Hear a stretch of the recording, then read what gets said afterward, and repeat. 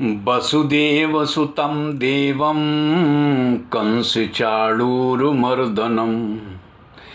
देवकी परमानन्दं कृष्णं वन्दे जगद्गुरुम् आकाशात् पतितं तोयं यथा गच्छति सागरं सर्वदेव नमस्कारः केशवं प्रति गच्छति।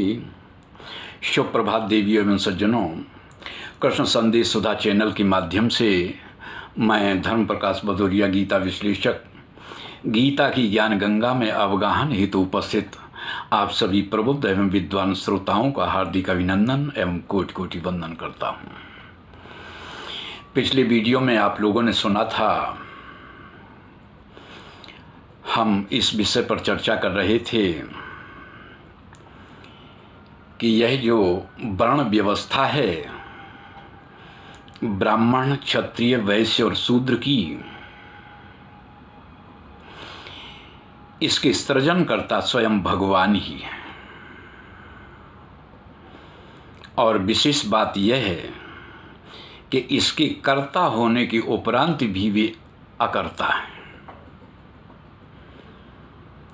अकर्ता कैसे हैं, इस बात को इस वीडियो में आप लोग जानेंगे। आगे भगवान क्या बताते हैं, अगला श्लोक क्या है, बड़े ध्यान से सुनेंगे। कि न मे कर्माणि लिम्पन्ति न मे कर्म फले स्पृहा इति मां योऽभिजानाति कर्मभिर्न स बध्यते।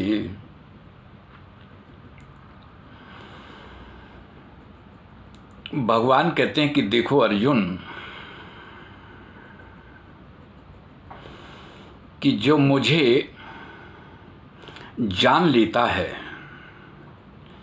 फिर उसे कर्म बांधते नहीं।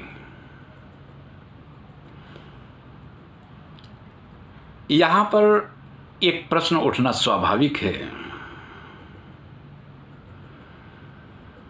आखिर भगवान को हम कैसे जानें? क्या भगवान के द्वारा बताने के उपरांत कि हम कर्म में लिप्त नहीं हैं और कर्म फल में मेरी स्पृहा नहीं है, क्या इस तरह से जान लेना पर्याप्त है? तो ठीक है, हमने जान लिया, तो क्या अब हम कर्म बंधन में नहीं आएंगे? क्या कर्म हमें नहीं बांधेंगे? इसका उत्तर है नहीं, ऐसी बात नहीं। भगवान का भाव क्या है उसे आप सुनेंगे। भगवान कहते हैं कि देखो अर्जुन, मुझे कर्म लेप नहीं लगता।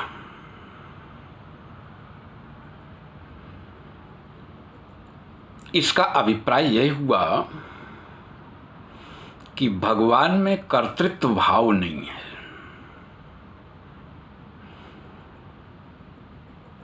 जबकि सामान्य व्यक्ति जब कोई कर्म करता है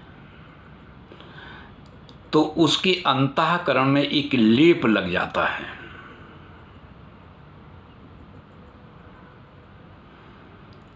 लिम्पन्ति से लेप बना। इस श्लोक में शब्द आया है कि न मे कर्माणि लिम्पन्ति, लिम्पन्ति से ही लेप बना। लेप से अभिप्राय कोई ऐसी चीज जिसमें चपक जाती है।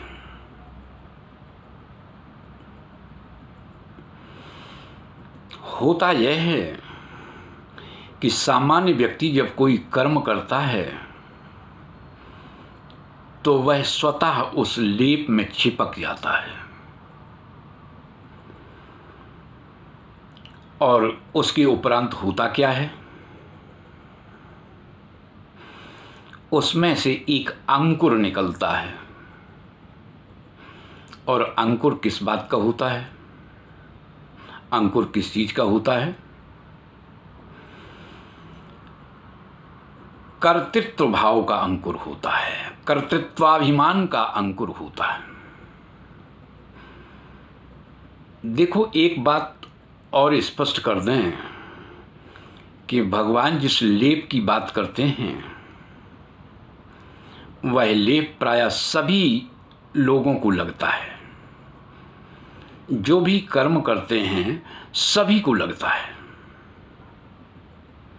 उसका कारण क्या है?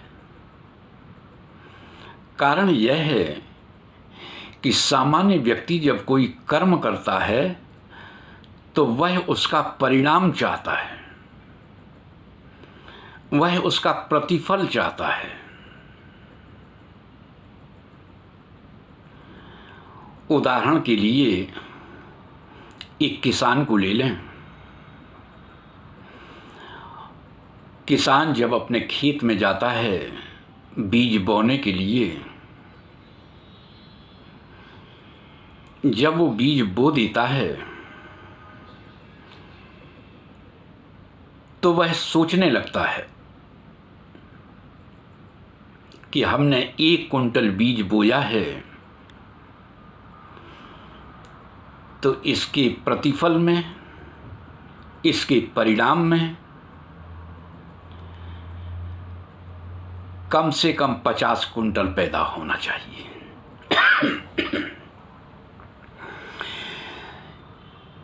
एक बात बता दें, यह आम धारणा है लोगों की।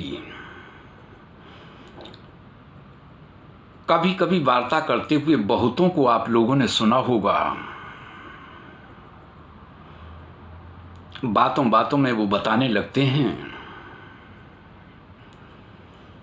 कि इस शहर में हमारे लगभग 10 प्लाट हैं, 11वें की बात चल रही है, 4 भवन हैं, 1 भवन का निर्माण कार्य चल रहा है। कुछ समय पहले इस तरह की वार्ता बड़े लोग किया करते थे। बड़े लोगों से अभिप्राय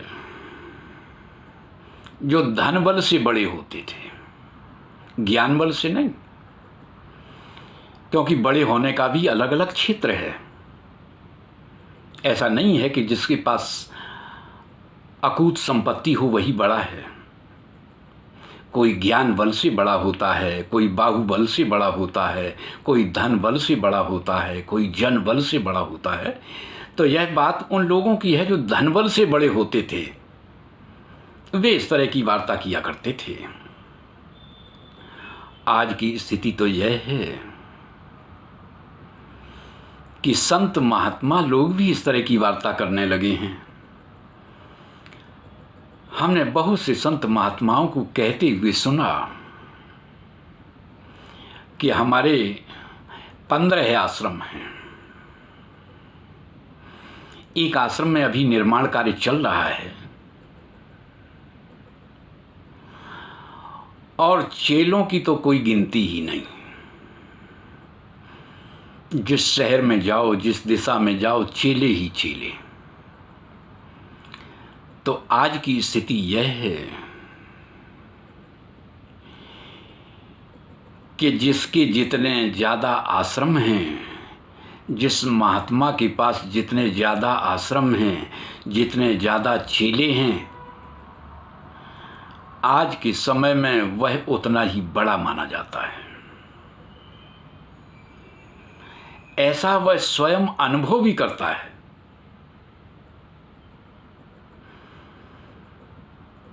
भगवान जबकि कह चुके बताते हैं अपने विषय में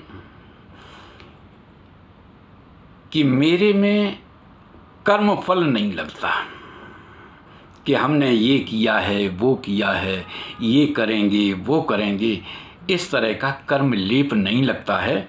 न में कर्म फल स्पृहा, और ना ही कर्म फल की कोई स्पृहा रहती है। तो मधुसूदन भगवान कृष्ण यहाँ अर्जुन को बता रहे हैं कि देखो अर्जुन, यदि तुम मुझे इस तरह से जानोगे तो तुम भी वैसे ही हो जाओगे। कैसे? जैसा मैं वैसा तू। यहां पर ध्यान देंगे भगवान यहाँ पर ब्राह्मी चेतना का वर्णन कर रहे हैं, एकत्व का वर्णन कर रहे हैं, यूनिटी कॉन्शसनेस का वर्णन कर रहे हैं कि यदि तुम मुझे ऐसा जानोगे तो तुम भी वैसे ही हो जाओगे जैसा मैं वैसा तू।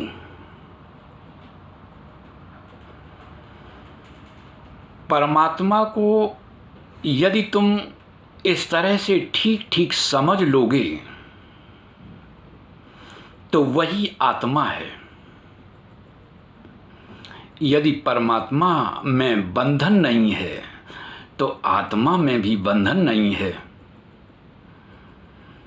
परमात्मा को यदि कर्म नहीं बांधते तो समझो आत्मा को भी कर्म नहीं बांधते। क्यों? क्योंकि दोनों एक हैं, दो नहीं। जब व्यक्ति में कर्तृत्व भाव का, कर्तृत्वाभिमान का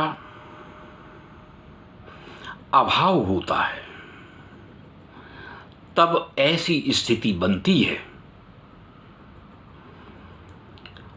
और ऐसी स्थिति तभी बनती है जब भगवान की विशेष कृपा होती है।